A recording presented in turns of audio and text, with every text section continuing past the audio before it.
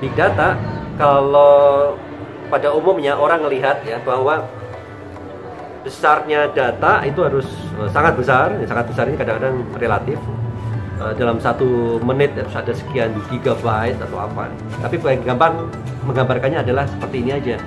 Ketika orang bercakap di Twitter, itu setiap jam, setiap menit itu kan sangat besar.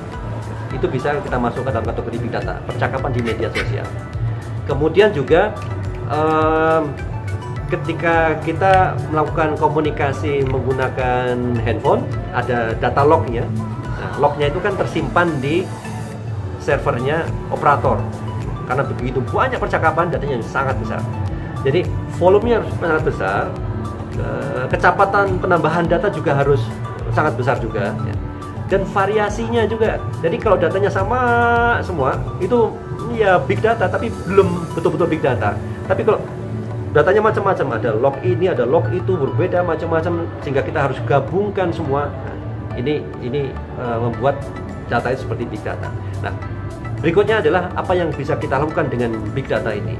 Memprosesnya tidak bisa menggunakan kayak biasanya MySQL atau SQL RDBMS, karena itu nggak akan kuat. Nah, ada satu teknik tertentu di bidang big data yang harus kita pelajari, dan di situ kalau mau belajar itu dari big data science ya. Bagaimana mengolah data, memotong-motong datanya, kemudian data disimpan di dalam server ya.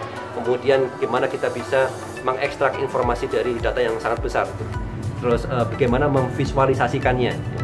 Dan ini semua harus kita pelajari, dan kita perlu tahu di masa depan, bahkan mulai sekarang ini, bayaran yang paling tinggi di dunia itu ada yang terkait dengan big data. Data scientist ya. Data engineer, itu bayaran yang sangat besar. Data scientist, data science, mereka berpikir tentang algoritma, bagaimana mengekstrak informasi dari data yang sangat besar menjadi sesuatu bermanfaat. Misalnya banyak sekali data penyakit ya, data penyakit ini itu dari seluruh Indonesia, seluruh dunia. Kemudian kita dapat pola, ternyata ada strain virus tertentu. Bisa ekstrak strain virus tertentu menggunakan algoritma. Ini adalah pekerjaan dari data science, data scientist. Big data engineer itu tugasnya yang tadi, gimana data sangat besar itu dikumpulkan, disimpan, diekstrak. Dia nggak peduli dengan algoritma, tapi dia akan membantu data scientist untuk mengekstrak. Dan ujungnya paling akhir adalah user. Di dalam big data ini user harus tahu apa sih goal dia. Misalnya kalau di rumah sakitnya, misalnya di rumah sakit besar RSCM, kalau kita mau nerapin big data, ada data-data besar, misalnya foto-foto torak, foto medical atau medical record yang sangat besar. Kita ingin tahu untuk data-data tertentu. Nah, user ini dia akan menentukan. Saya ingin tahu ada nggak penyakit yang baru. Saya ingin tahu tren ini seperti apa.